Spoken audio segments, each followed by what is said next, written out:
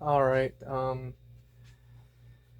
So some of you may not know this, but if you're familiar with Robin Hood, you would definitely know about Major Oak because that is a famous tree in the United Kingdom, thought to be around 800 to 1200 years old.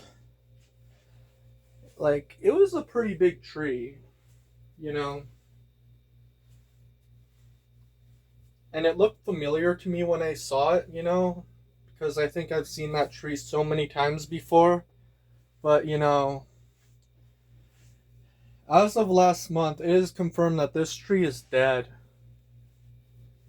And as you noticed, like around 6 years ago, it was like pretty alive and healthy. Well, it looked alive and healthy, but it seems like the series of severely hot summers in the UK seem to have put it so much heat stress on the major oak and happened to have killed it.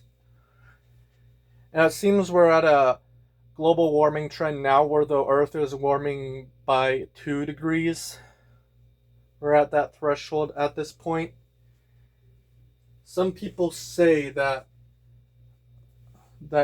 trees need carbon dioxide to survive. Well, the thing is, it doesn't matter when the trees die from heat stroke. Some trees don't survive well in the heat, okay? All right. Some trees are better off in cooler climates, like, for example, the Colorado blue spruce, all right? It cannot grow in tropical areas because it's not suited for tropical areas. And if the temperature gets too hot for the Colorado blue spruce, it would just kill it off. Like what happened to Major Oak. I've seen many trees come and go over the times. The tree at my front yard, there used to be a tree at my front yard, and like in 2021, we had to cut that down because it was diseased. And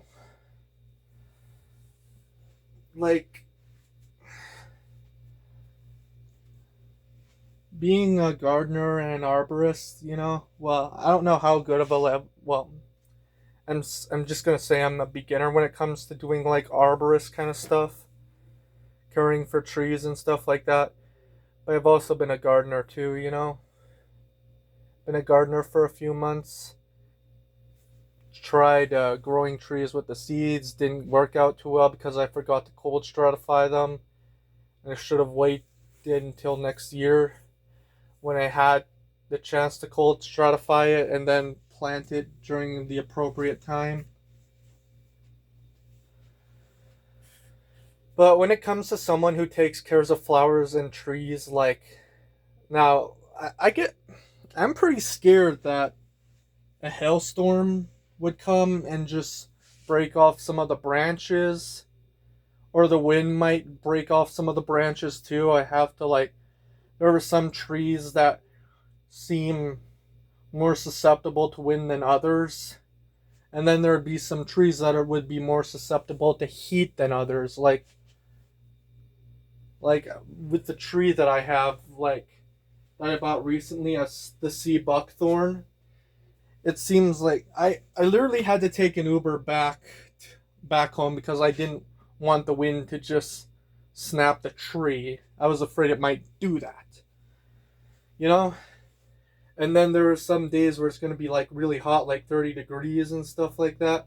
Well, to be honest, if it's not perpetual, the Colorado blue spruce would be all right, but if it's like perpetual and it goes on for weeks, I don't think it would survive well. I don't think the Colorado blue spruce would survive well if that's the case, if it were perpetually like 30 degrees above for weeks, you know?